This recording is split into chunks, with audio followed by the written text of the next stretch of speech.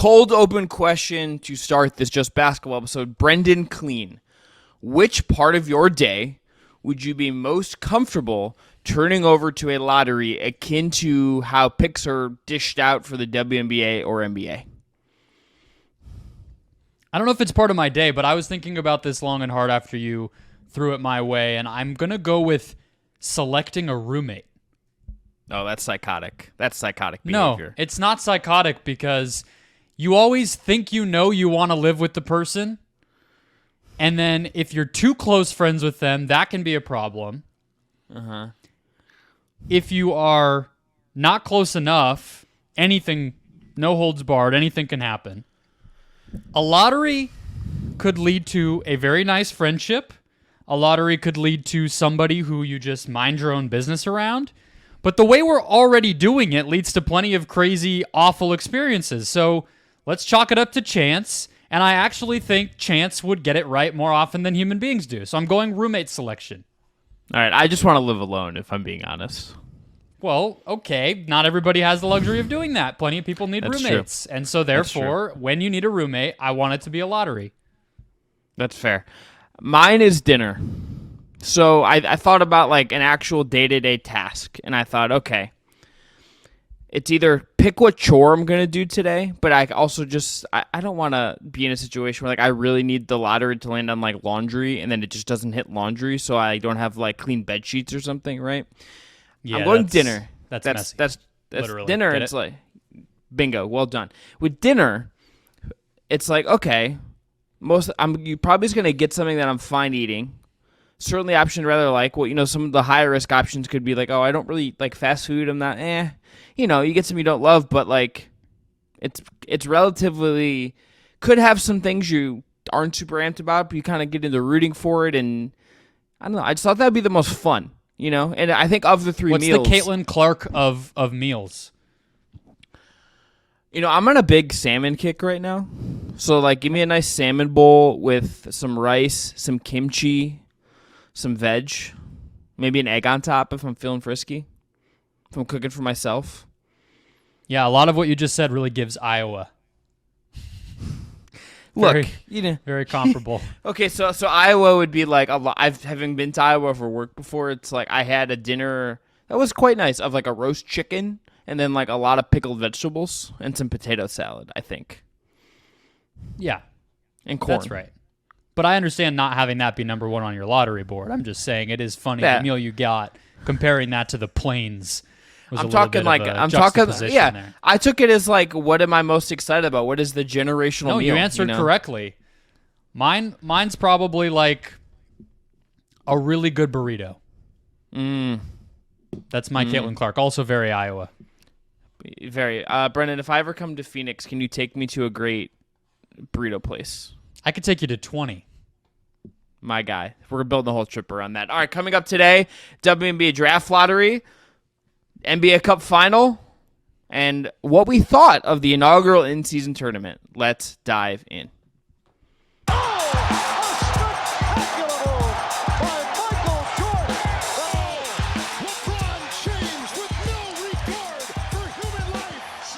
Welcome into the Just Basketball Show, your twice weekly WNBA, NBA, all things hoops podcast and YouTube program.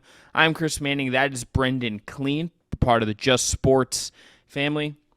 The Just Baseball boys, I'm sure we'll be covering the Shohei Ohtani news. They got $700 million from the LA Dodgers.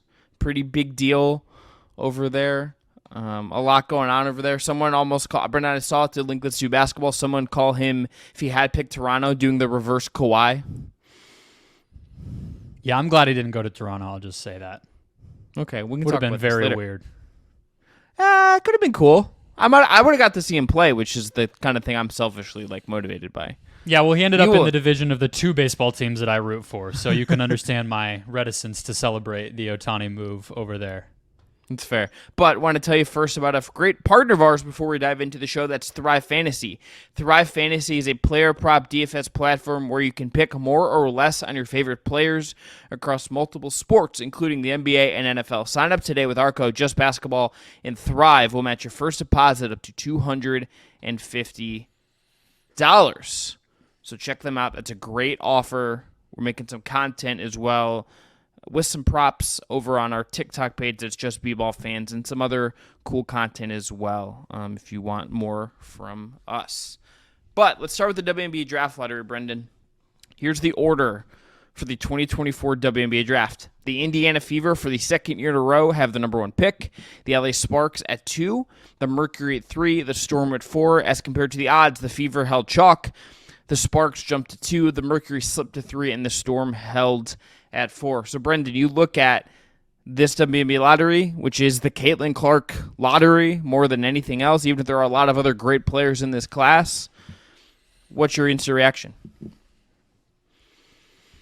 It's very bipolar. I have the Mercury fandom in me, the Phoenix sports fan in me that is very disappointed to not have this generational talent in my backyard where I would get to cover her, celebrate her achievements, watch her career from very close. You know, I texted you, kind of feels like the Mercury got the 3rd pick in a 2-player draft. Not to, discredit. This is going to be a much better draft than most, so they'll get a good player. But that was disappointing. I mean, I can't lie to you. Big picture, I think this has to be about Caitlin Clark and where she goes, whether she comes out, I guess I should say, and what that means for the WNBA, because this is a lottery, this is a day that could define an era for the WNBA. And how she chooses to act based on this new information that she has, which is where she will be playing, is going to define a lot about where this league heads. She is that type of star. What she wants to do, and we have some early quotes from her from earlier in the year about if she would want to play or not in the WNBA immediately go. She wasn't saying, I'm immediately going to go. I'm definitely going to the W, because she does have that 5th year due to the pandemic. The couple quotes are, quote, I'm going to go based off my gut. At the end of the day, that's the biggest thing I think I should trust. I'm going to know when I need to know if I want to stay or if I want to go. She also said, quote, it's not something I let weigh on me. I'm focused on helping this team, the Iowa team, be the best team they can be, and when I know that decision, all of you will know. I think the biggest thing will be that I'm just going to trust my gut and go with that. So she wasn't committing to saying, I'm going no matter what. The biggest quote's at the top of what you have in our notes, which is that she's treating this year like her last year.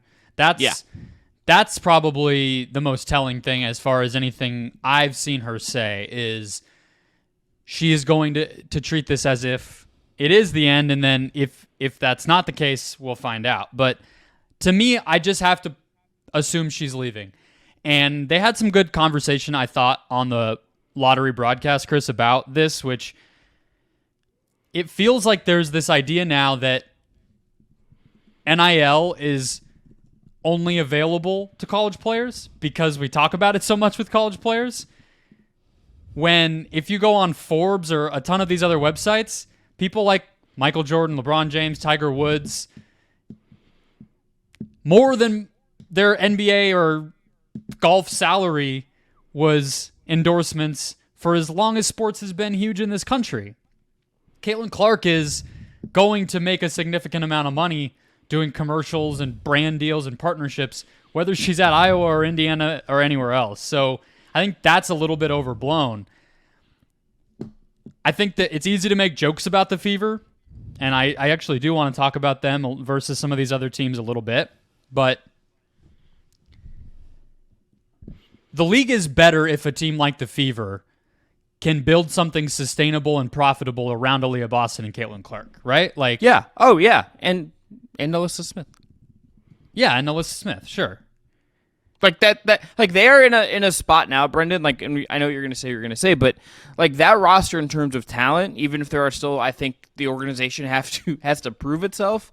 Like the roster is trending towards being in a better shape just because of the high-end talent, but I mean led by Aaliyah Boston, but they have other good players at this point where it's not just as bleak as it was. Like, they didn't miss, on a high pick like they've done in recent years or in several times in recent years. Like, the roster is at least getting to a spot where you're saying, okay, like, we have more than just one promising employee here. Like, Aaliyah Boston on her own right was the well-deserving Rookie of the Year, is a great player, another great college storied player. Like, they're in a good spot roster-wise, I think, with some room to grow. But Aaliyah Boston, Alyssa Smith, Kelsey Mitchell's been a pro for a bit now. Like, you have something there at the very least, even if there's certainly room to add more and figure some of this out. And they need a playmaker. Like, she is kind of exactly what this roster needs. So it's easy to kind of turn to the jokes and everything else, but they have a new head coach. They brought back Lynn Dunn, who was the head coach for a long time there, won a championship, and is now kind of overseeing the basketball operation. But this organization is cheap. Pacers, Fever, we know that. Like, they're the go-to team you make jokes about when you're talking about small market cheapness, right? They couldn't keep Paul George. The WNBA makes it easy to be decent because there's quite a bit of, there's only so many teams. You're going to win the lottery. There's only 4 teams in the lottery. Talent is at the highest possible level with so few teams, everything else. And they've still been pretty bad for a long time. But if they can just build something real here, that's for the better interest of the WNBA. The question is, does Clark feel it's in her best interest? Does she feel like going there would actually limit her earnings in some of these other places? Does she feel like she's setting herself up developmentally to not be her best? I think all that is an open question and a fair question. So I'm rooting for the Fever to figure this out. I'm rooting for Clark to declare for the draft, for them to take her, for them to go to the playoffs next year and build a championship contender. But I think it's absolutely fair to doubt that that's possible given both the Pacers and Fever recent track record under their ownership, which is Herb Simon, who also just sold, which is another factor in all of that, like a 10% stake. So the structure and the stability of what's facing her in Indiana, I think it's absolutely reasonable for her to question it and want some answers. Yeah, I think the potential investment from Stephen Rails is who already own part of the organization. I mean, him just increasing that, maybe that just means they're going to spend more money, and there's a positive here. I would say 2 things really excite me about this. Well, I'm going to say 3 things really excite me about this. Number 1, Indianapolis is a big winner here. Caitlin Clark potentially and Tyrese Haliburton playing basketball in the same city rules. But that's just an amazing thing for that basketball and mad very state. Similar. Both really big, both really creative, both play it at their own paces in distinct ways. Like, that's an amazing thing for that basketball mad state. That in itself, I think, is very cool. Secondly, Aaliyah Boston gets a playmaker to help her. And, Caitlin Clark will be the best player on the team in short order, but, this is, a really good nuclear foundation for that franchise. That's great. I think Caitlin Clark's ceiling is higher. I don't know if she'll be better right off the bat, but the ceiling, I would say, is higher. Yeah. I mean, you just think about what the centers that Iowa has had for her, and Monica Zanano was a very college player, right? The 5-year senior that they've had up until this season, she's now gone. I think she's going to be a dentist. That tells you everything you need to know, right? 5 years at Iowa, scoring on the low block, dentist. You put that as Aaliyah Boston, and it's damn, you're off to the races. So their fit is very cool and very fun.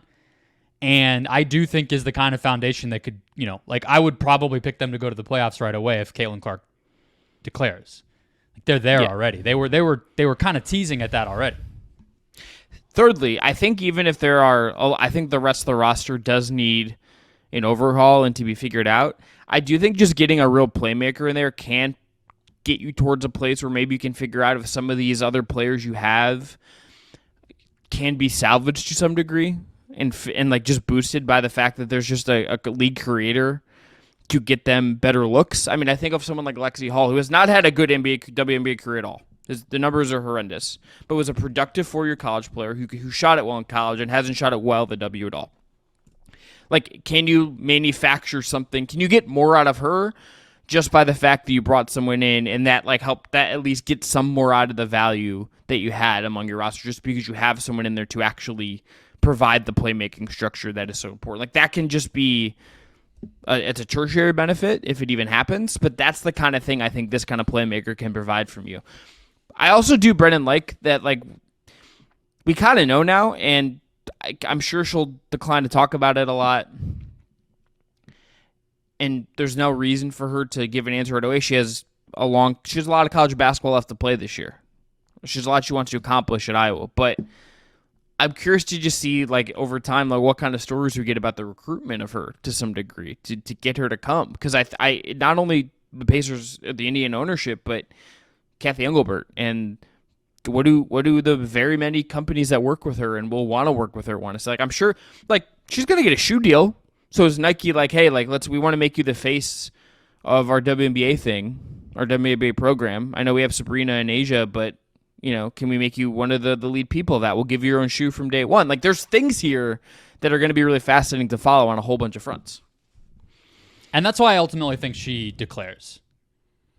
Combining the fact that those endorsements will transfer, like you're saying, the amount of pressure, and that's where it comes in handy to have somebody like Aaliyah Boston. That she seems like a person I would want to be a teammate with. Like, say anything else you want about her skill set. Like, let me go play with her. And she was like an all-star right away, not to mention, on top of being a very kind soul, seemingly, from everything that you see, and a like pretty competitive, fiery person to play against and with. But I guess that brings me to another question that I had for you, which is, I mean, I'm thinking of it from the Phoenix standpoint because we know how the Suns have operated under new ownership. What are the calls like between the Mercury and Matt Ishbia and Herb Simon and Lynn Dunn over in Indiana? How much is being offered to move up from 3 to 1? Is it like a retirement home for Lynn Dunn in Phoenix?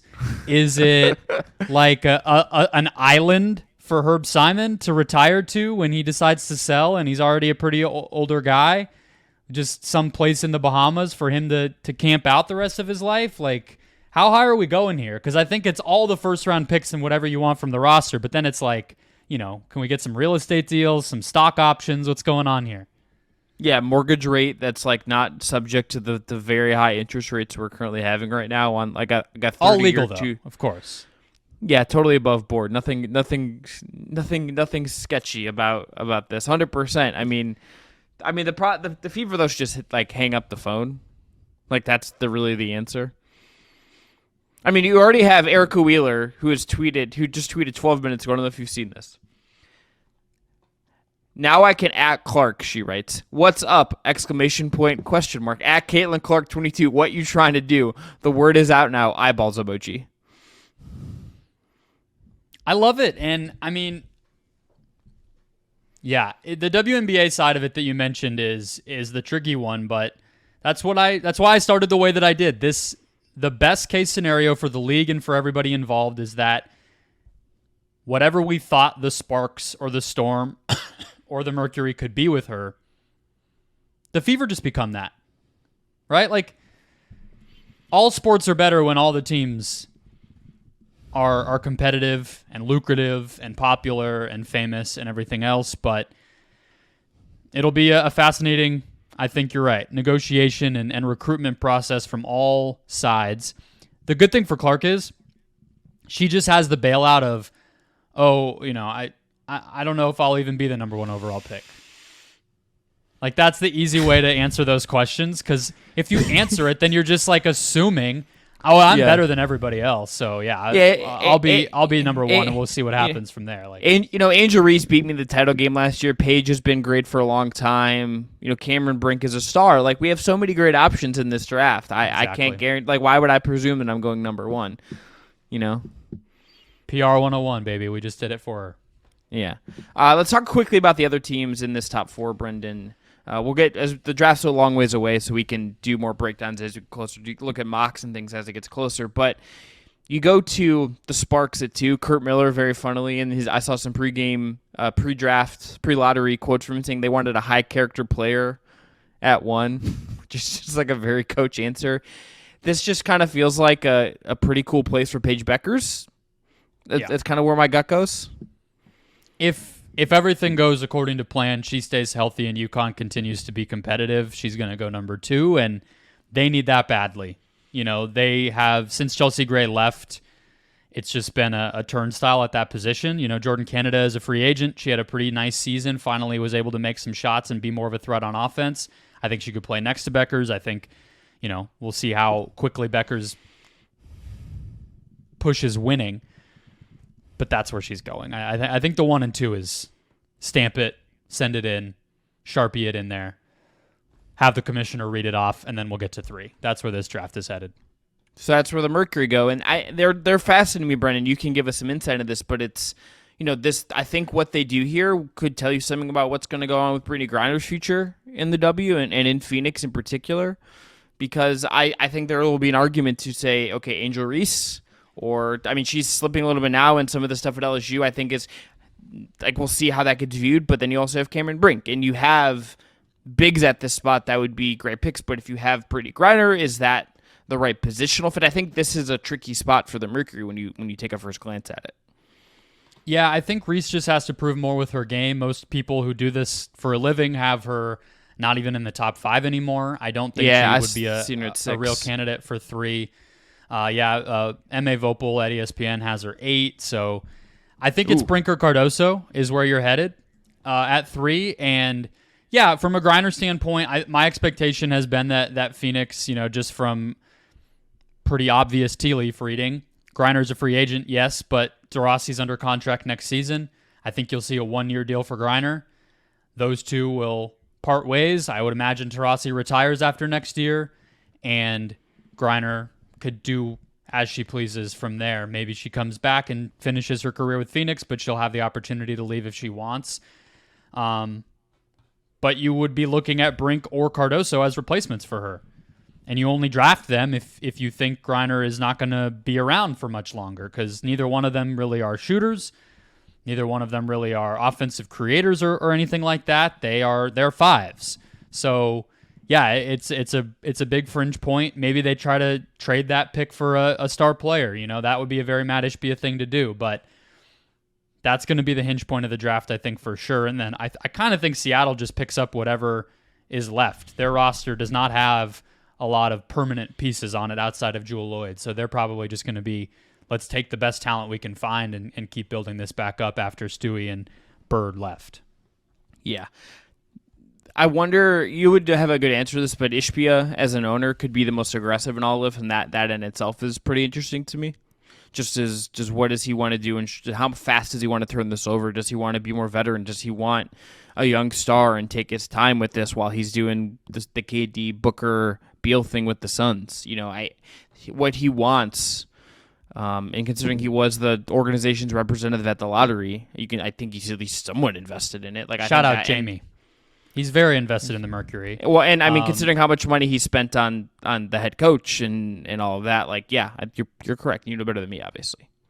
Yeah, he's going to want something. I don't think it's going to be a matter of do we slow play it or try to win right away or whatever. I just think it's going to be. It's not just that they're at a inflection point. It's that Taurasi's just older. It's not, she's going to be a free agent. It's no, this era is over. You need to pivot. So I think any avenue that's hey, we have a ray of light for the next 5 years, he's going to be pleased with, no matter kind of what shape or form it comes in. But I do think they are the team to watch to potentially move up, maybe even to 2, right? To get Beckers or to flip it for a superstar player. But yeah, they're definitely the big loser to fall out of the clear top 2 playmakers, the generational players we've been talking about for years, and then also have this looming Taurasi Griner thing hanging over them that they need to figure out going forward. Fascinating times in the W. This is not the last. We'll talk about Caitlin Clark. This is not the last time we'll talk about this draft. A lot more to come. A whole college basketball season, in fact, to get finished up before we know much more. And I'm Iowa neck. I'm gonna look at this real quick. Iowa women's basketball schedule. This is real-time podcasting here, folks. They play. It looks like they don't play until next Saturday. So maybe she does some midweek media availability, but maybe we might not hear about what Caitlin Clark thinks about this for a couple days. I don't know if we'll hear about this and what she thinks about it until after the Final Four in any real way. Yeah, but I mean, like, until she gets asked about it and gives whatever, like, vanilla answer that she's going to give and have prepped. Yeah. Yeah. Fun times. Hope Tyrese Haliburton gets involved in the recruiting. That'd be cool. Let's just get her on the Pacers, man. I mean, can she do both? She plays at the right tempo to play with the Pacers, tell you that much. That's what I'm saying. Right. Speaking of the Pacers, Brendan, let's get into the NBA Cup final. The Pacers did not ultimately come up and complete the run that they were aiming for. Rick Carlisle doing the classic thing before it says no one wanted us here, classic coach stuff. No one believes in us. But the Lakers are your inaugural NBA Cup champions, 123-109. And in something I didn't see coming, I don't think, and I don't think either of us in our prognostication really predicted, was that it wasn't LeBron James as the overall leading scorer driver of the win for LA. He had 24, 11, and 4, 10 of 21 from the field, had some amazing moments. But it was Anthony Davis, Brendan, 41 points, 16 of 24 from the field, 20 boards, 5 assists, 4 blocks for AD. An utter monster game from Austin Reeves, also at 28 off the bench. It was 10 of 12 from the free throw line in this game. What a performance by AD. What a good win for the Lakers, who didn't hit a three until late in third quarter of this game when Taurean Prince, I believe, hit one. Yeah. What stood out to you from this NBA Cup final? We have to start with Anthony Davis. It's funny because he's like probably the most talked about second star on any NBA team, but it almost feels like when he plays like this, I wasn't as surprised as some people because I think we've seen this before. We know this is what he's capable of, and it's like the constant chatter actually downgrades our impression of him so that by the time he comes around and plays out of his mind, plays hard as hell, impacts the game start to finish on the defensive end, the game plan when you play against him as an interior defender is just one big sheet of paper that says Anthony Davis. And he's doing this on the offensive end. We get surprised all over again. So I was not. I promise you. I was not surprised because we know he can do this. But at the same time, it almost feels like he shot himself in the foot because now it's just going to be, why can't he play like he did in the NBA Cup? And I think it kind of all comes back to how much they cared about this thing. I think that they really wanted to win it, and he said that, but he also kind of laughed off like, we know this isn't the real thing, but we wanted it. We came ready, and we dominated, took care of business. It's just, with him, that always comes with so much baggage, and I guess I'll put it to you of like, do you think that if he could do this, that's enough in a postseason environment, 4 out of 7 games, 4 series in a row, to make them a championship team? Because he's healthy now for 20-plus games into a season, and we just watched him do it. Is that enough, or do you still feel like the Lakers are the same team even after watching him do that? I mean, this is still LeBron's team. It just is. This is still LeBron's team, and this is still built around if he can keep up the level he's at, to me. That's not to besmirch AD, but I think when you watch the overall factor of this Lakers season and consider where he's at and consider what he's doing, LeBron is still the driver of the team that is there. It is still built around what he is great at more than it is built around what AD is great at, I would say. He is the one with the ball in his hands the most. He's the one making all the decisions for the most part. I think about I did a TikTok about this, but I think it's about AD empowering LeBron to be LeBron in a lot of ways, because LeBron can then hang out a little bit on defense, which he's doing a lot. Although he did defend Zion, which I think was telling about Zion and what the Lakers thought of Zion a little bit, but that's a conversation for another day.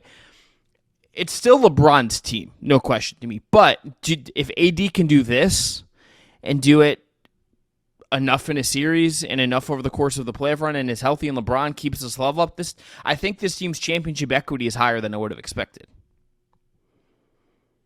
Yeah, it's certainly LeBron's team, but it's always been that, and they fluctuated anyway. So I think the reason I ask it is the intensity that Anthony Davis played with, the ability that he had to create at least inside, even though the jumper was still not really an aspect of how he dominated this one.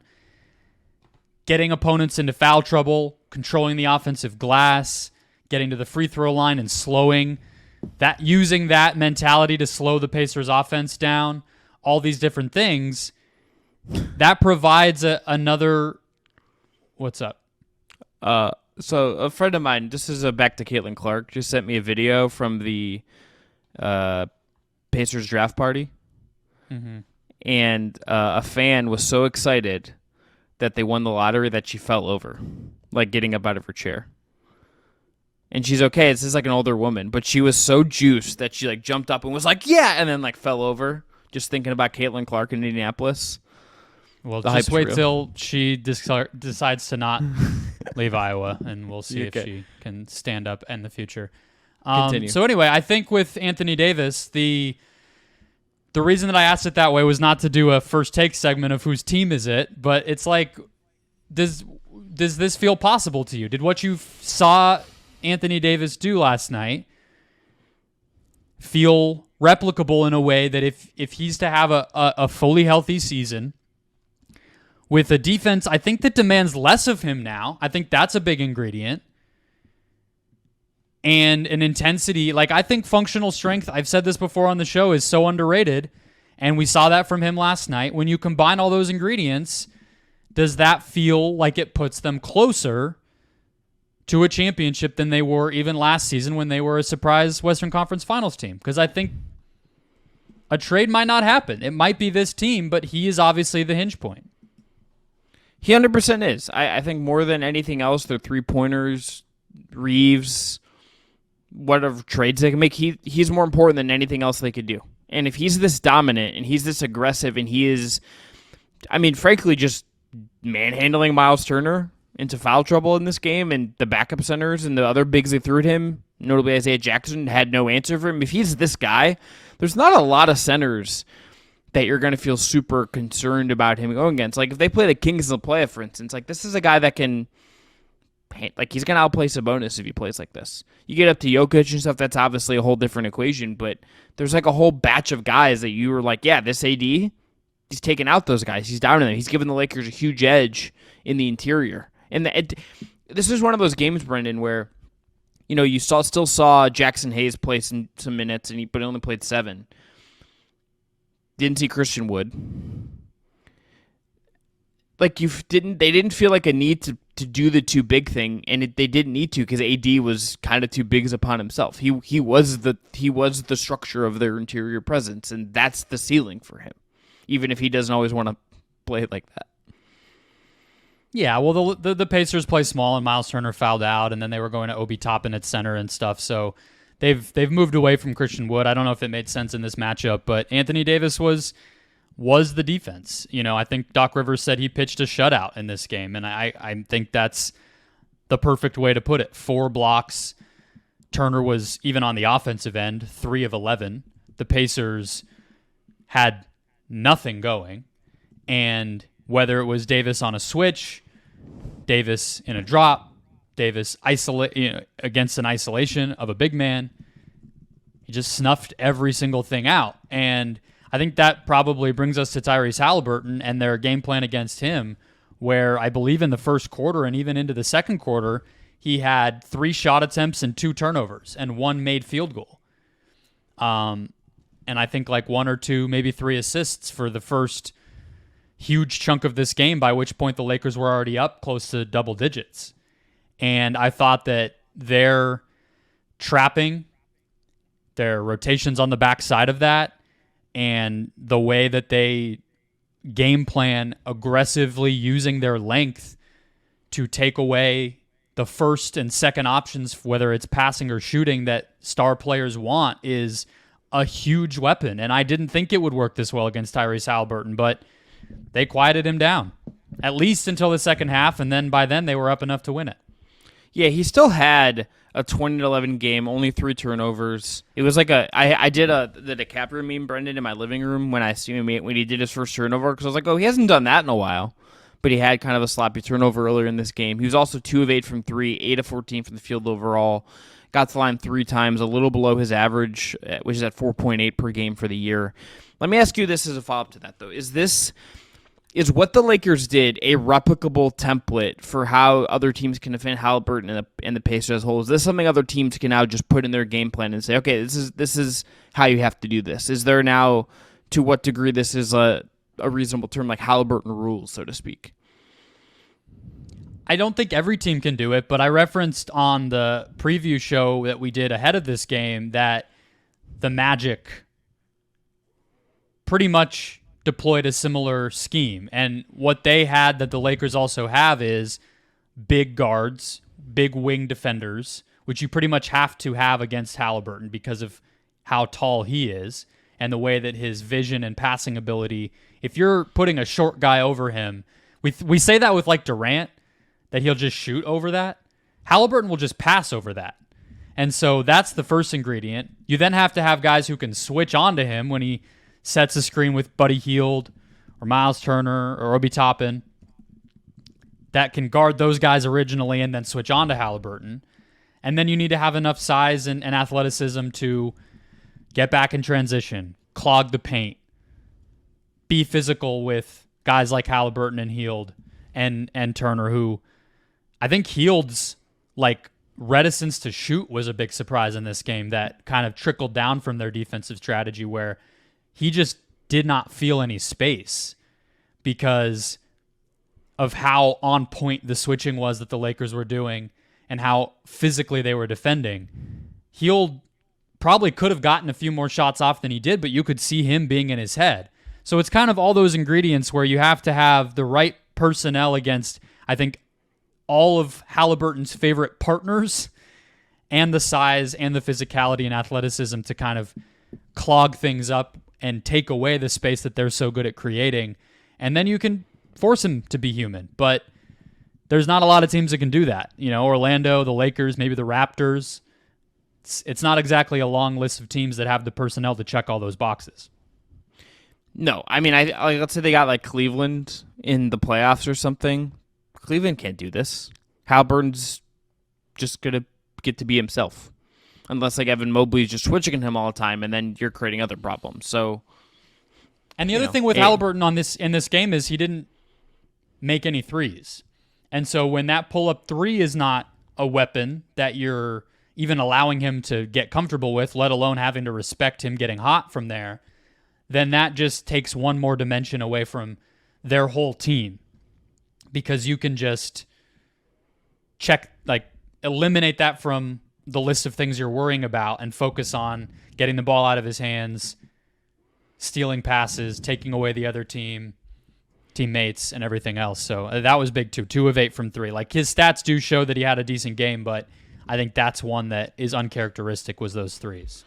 I mean, the Lakers, I think, as a whole, put up a really great defensive performance. You look at the Pacers' offensive rating was at 101.9, despite them having a really low turnover rate. That speaks to a Lakers team that was locked in defensively, that was cued into everything it had to do, that was disciplined, that understood the assignment and played up to its potential and used its strengths really well to its advantage throughout this game. I think that just speaks well to how the defensive ceiling of the Lakers, spearheaded by AD, but the whole team. I mean, that's, I think, one of the beauties of this roster is most guys that they're playing night tonight, Brendan, are capable defenders. Even if they're not maybe going to have more than like one all-defense guy, but they have a lot of guys that know what to do, know what to be, know how to compete, know how to use their size in smart ways, and they're really well coached by Darvin Ham, who I think has grown really well into what he's doing in LA in a lot of ways after kind of his early struggles last year.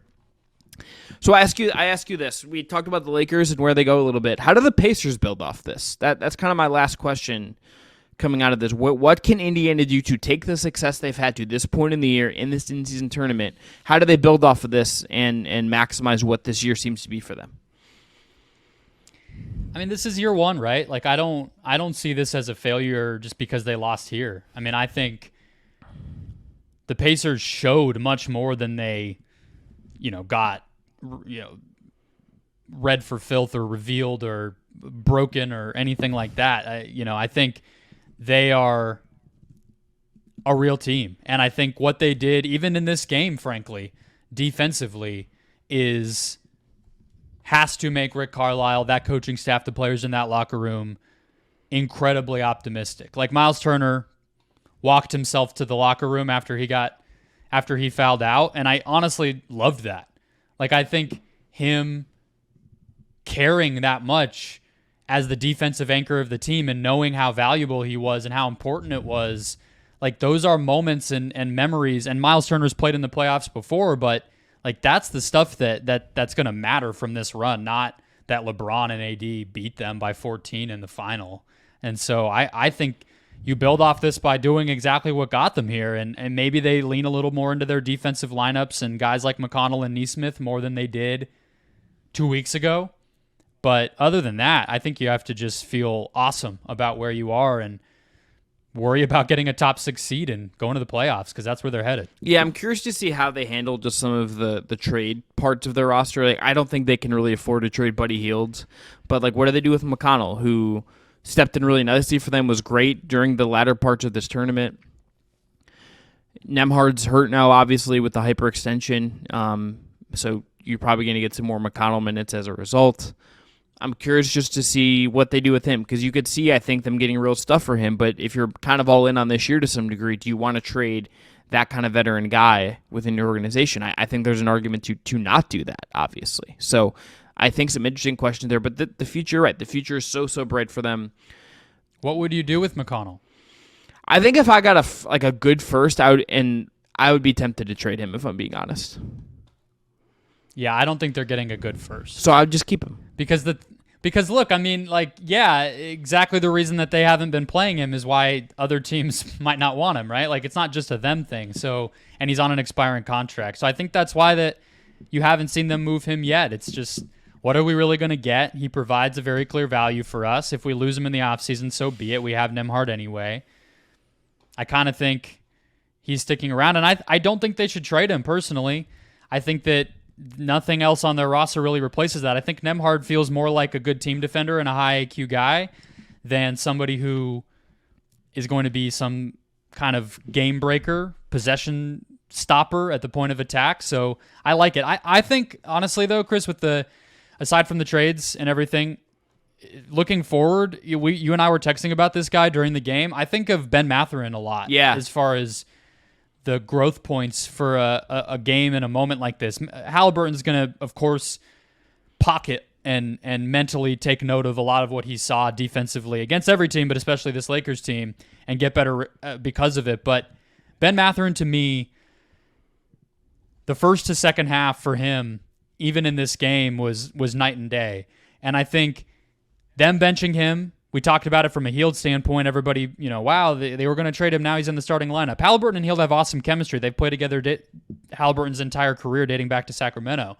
But Mathurin having to adjust, take some lumps, take some games where he doesn't play a lot and sucks, and figure out what his role is going to be in the NBA, at least on this team for right now, is going to be invaluable. He had a nice couple of defensive moments at times, 9 free throw attempts, and steadied out and was able to be on the court in some of those moments with foul trouble in that second half. And I think, like, he's somebody who, if you interview him in 2 years when they're in a second round series, this is going to be the kind of moment where Ben Mathurin goes, yeah, well, we went to Vegas for that NBA Cup thing and everybody was in foul trouble and I had to, like, figure my shit out.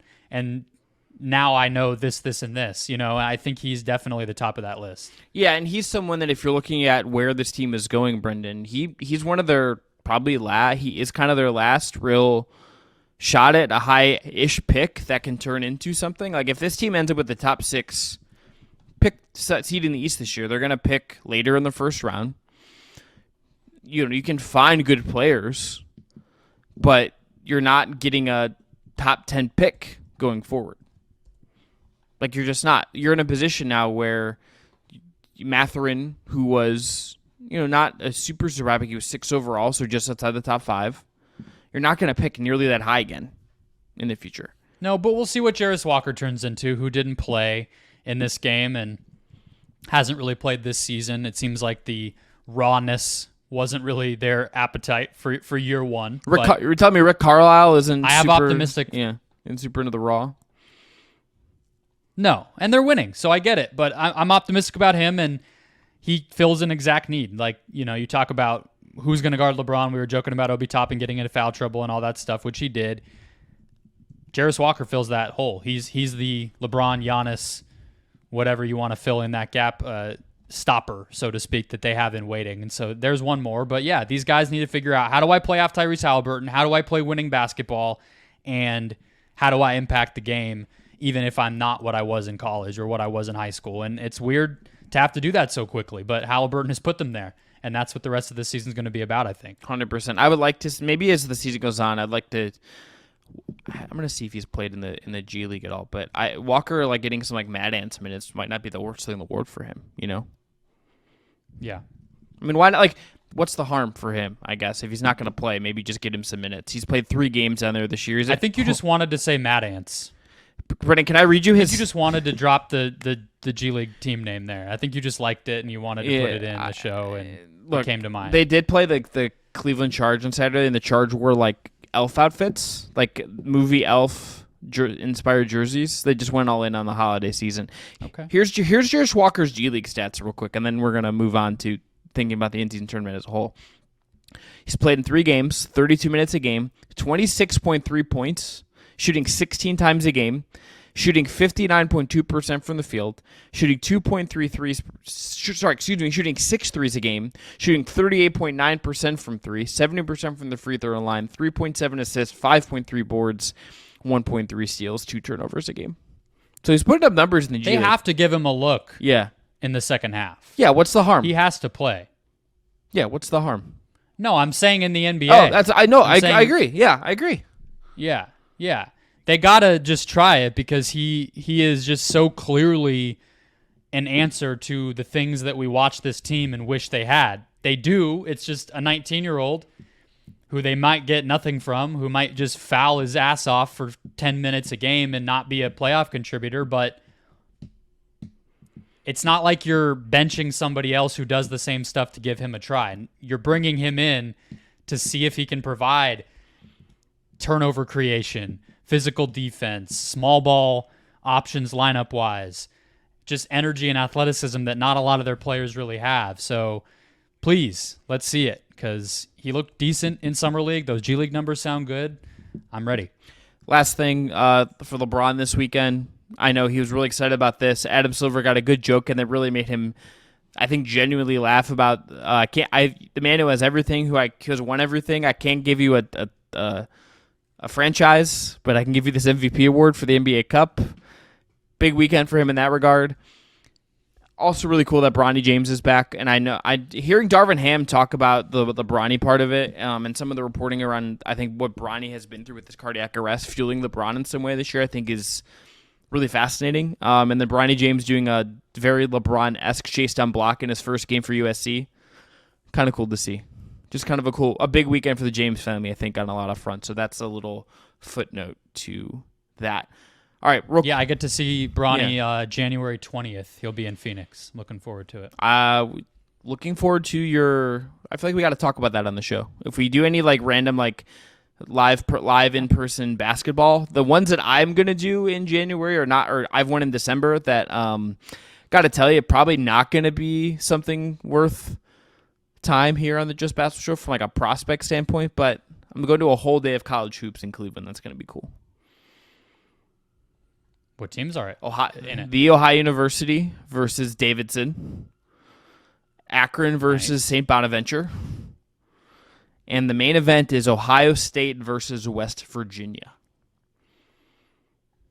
It's like $20. Enjoy that. Yeah. Don't expect to cover that here on our program, but have fun. I'll just be like, the Ohio Bobcats are really disappointing me, and I'll be sad about it. But real quick, got to tell you about our friends at Homage. Homage is an ultra-comfortable specialty apparel company with NBA and WNBA licenses that use vintage-inspired designs to pay homage to the greatest stories, traditions, and figures across sports, music, and pop culture. Use our link below to make your purchase and support the Just Basketball Show. This very day, made a purchase from Homage because the world's greatest soccer club, not really, but I'm just going to say because it's a bit, the Columbus Crew are MLS Cup champs. I bought the Homage shirt. It's much better than the Fanatics branded one from the league. It's a great yellow shirt honoring the team's 3 titles. Easy cop for me. Very excited to get it. Our friend of the program, Bill DiFilippo, got it for me in person because they're selling them in person with a delayed shipping launch. So I got it from the physical Homage store in Columbus. And next time I see Bill, I'm getting that damn shirt. And Brendan, they sent us some stuff, and they're all super soft, super great. Very comfortable. All right, NBA in-season tournament postmortem. It's rated on a scale of 1 to 10. How do you feel about it now that it's done? I'll give it an 11. I think, we have some ideas. I'm sure both of us do, and everybody in entire sports media seems to have a million opinions about what it needs to be, as they simultaneously say it sucks and they don't care about it. But here's a million things I would do to fix it. That's one of the fun things we've gotten to hear for the past couple months. But entertainment-wise, competitiveness-wise, hoopla, everything that I think you would have wanted this to achieve for the league, it did. It does not surprise me. I was talking to Shane Young, who writes at Forbes. I'm sure people have followed him on Twitter. He recently moved to Phoenix. We were talking about it the other night at the game that the Suns played against the Kings, and I said the same thing I've said on this show, and I believe it even more now. I cover sports media for my day job. We all know how this stuff works. If you tell ESPN or Turner or even websites or podcasts, this matters, voila. What do you know? That makes it matter. You know what I mean? You have ESPN and TNT doing crossover content, and everybody's in Vegas and doing live shows and recap episodes and preview episodes because it is a thing from a major sports league that they told us mattered. The players followed suit, and thus it was spoken. This is not rocket science, and I think anyone with a brain could have understood that was going to be how it mapped out. The best teams, most fun teams, made it an entertaining tournament, and we got a great final. This was a complete victory by the NBA, and I think if anything, it just gets bigger from here. I agree. I'm at a 9. I have a couple small little things that I think you can easily fix. Number one, I just think you got to not do the dumb courts because they were clearly slipping a lot of the time, and just from a player safety standpoint, you don't need them. Let's just go back to remember the old NBA Finals logos, Brendan, where it was just very clearly a good NBA Finals logo, and you just adjust it every year with the year. Just make one of those for the NBA Cup. Number two, let's just call it the NBA Cup. That's just a better name than in-season tournament. Hold on. I love the NBA Cup idea. Let me respond to the court one. The danger of it all is, can't have that. It seems like they were rushed. And Adam Silver, when he wasn't talking about Henry Kissinger on Pat McAfee this past week, went ahead and revealed. Just what a sentence, by the way. That really happened, What a time. It did really happen. He admitted that they were rushed. And he said, of course, because he's a commissioner, but whatever. I don't love this idea, but he's like, why can't the courts be sponsored by the same company as the jersey patches or which is a complete downvote from me, but he also said community art competition or get very, very individualistic with it. I like that. I do think even though people might have largely disliked the courts, it worked because it helped you identify the meaningfulness and the differentiation of the games. That's true. And so if you put a little logo in the corner, you'd have to be really closely watching these games to know what's up. Whereas with the coloration and everything, you even just see a highlight on Instagram and you're like, oh, that was one of those games. That was one of those other ones. You know what I mean? The average fan, I think it worked. So maybe not the bright reds and the bright ugly colors. Did you like the Vegas one, the red and blue? No, I thought it looked awful. Yeah.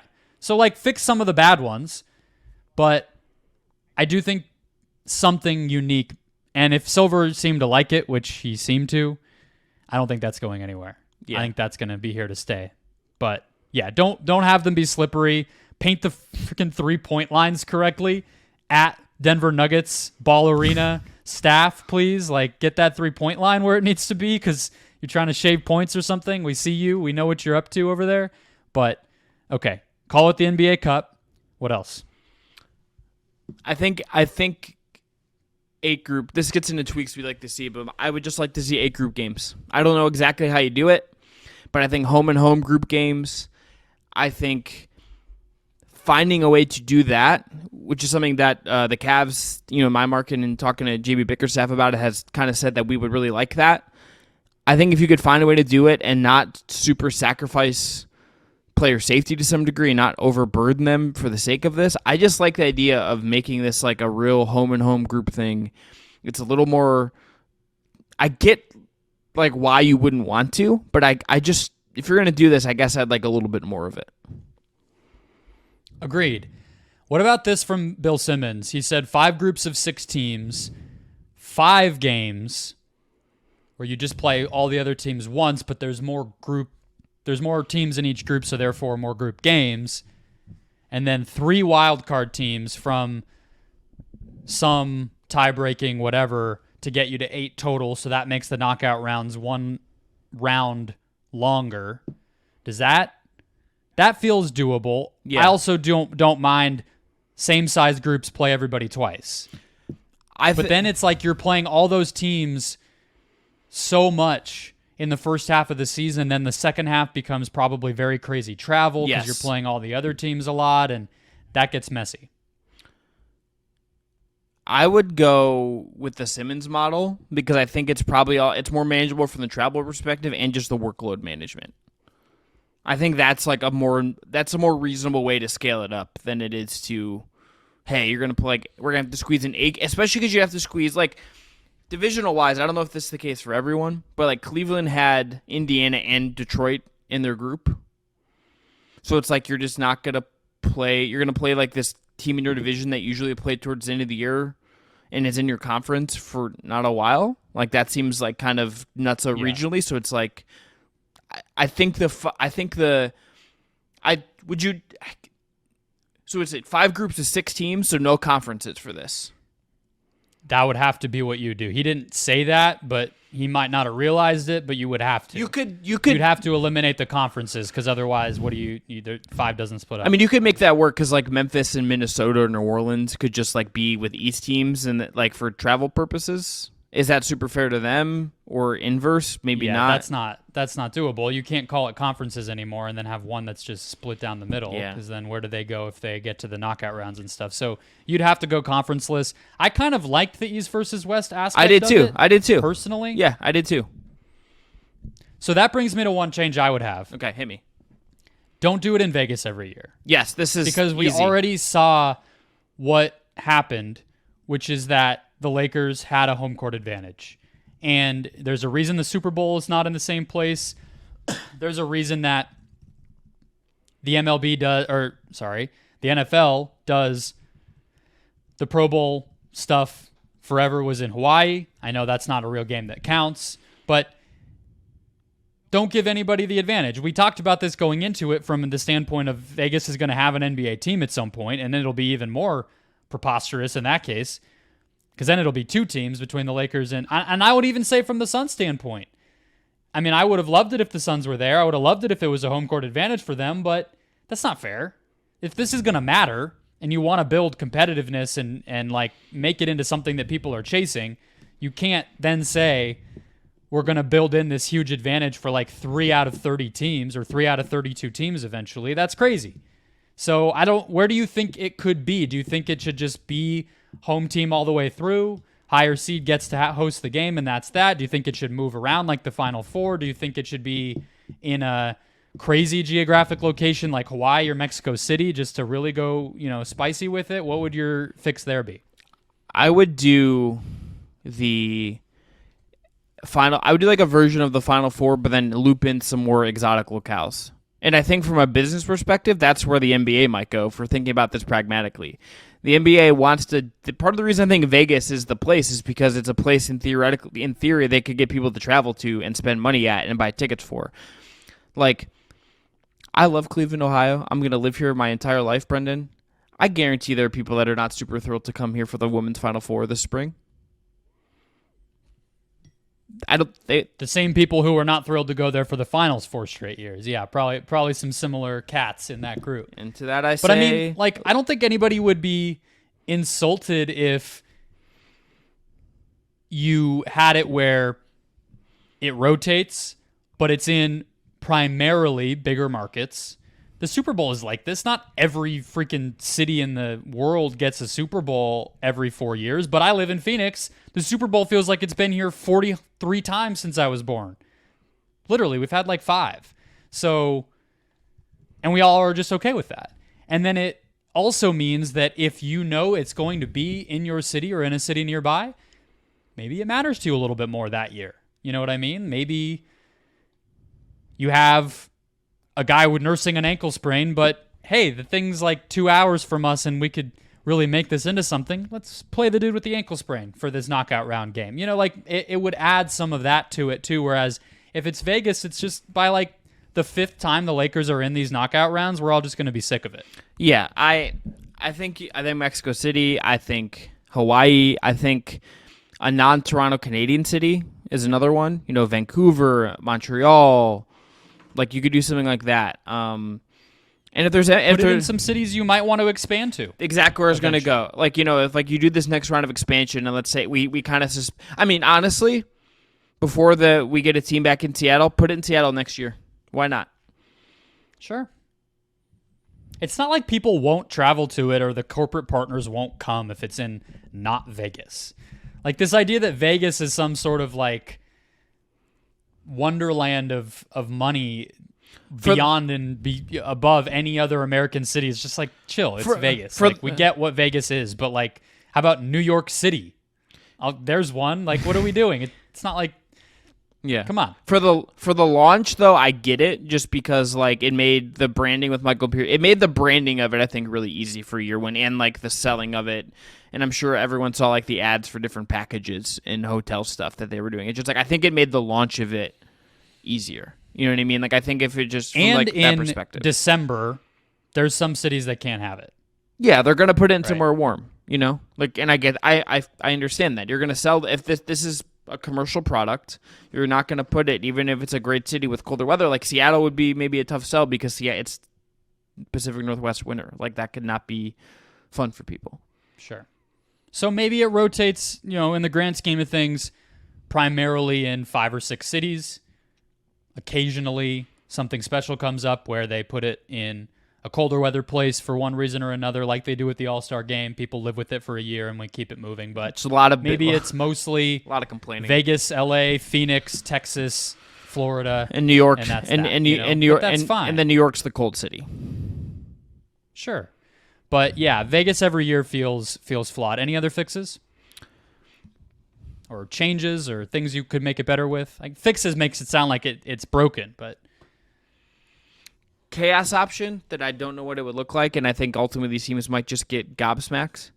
But if you're gonna expand the wild cards anyway, what if you just got like whoever's first place in the G League by the time the knockout round starts, like the best team in the G League gets entrance? Well, that's where this could be headed, right? I mean, long term, can international teams get involved? Can the G League get involved? If you're making this a Champions League, which Mr. Diplomat might like long term, then that's where this could go. But that feels a long way away. Yeah. Any final thoughts on this, Brendan? Do you have any? I mean, I feel like Haliburton's the obvious one. I think he still is like the big winner of this to me. But any big winners? Any big final takeaways before we wrap this up? Anthony Davis. Yeah. I mean, if he plays with that level of intensity, and no one could possibly expect that every night. Nobody plays as hard as he played last night every night in the whole NBA. Like, even Giannis Antetokounmpo does not do that. But if AD feels as good as it looked like he feels, I do take the Lakers more seriously. Because it's easy to forget because they turn their season around. But in like mid-January, Davis had a foot injury last year. We didn't know what his status was going to be the rest of the season. LeBron was out, and it looked like a lost year again. They got some trades and flipped it around, and Davis played well in the playoffs, especially on the defensive end. But if he's able to level up beyond that, they were already in the conference finals. Like, I absolutely think what we saw from him proves something and makes me feel better about their team. I also just think the defense is at another level than it was last year. So he's a big part of that. But yeah, he'd be my other winner. He's, I think, the only other one. I think my big loser would just be the Pelicans. Because they're being talked about and reported on right now. Like, they suffered like a bad first round playoff exit, and like that's the vibe.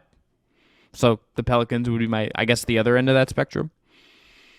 Zion in particular. What does that say about the Kings then? Who they beat? Yeah, I don't think I just think the way the Kings lost is different than the way the Pelicans lost it. Than all the quotes from the Pelicans and then that Larry Nance Jr. tweet. It's just like red flag, red flag, red flag. It's just like sirens going off in my brain.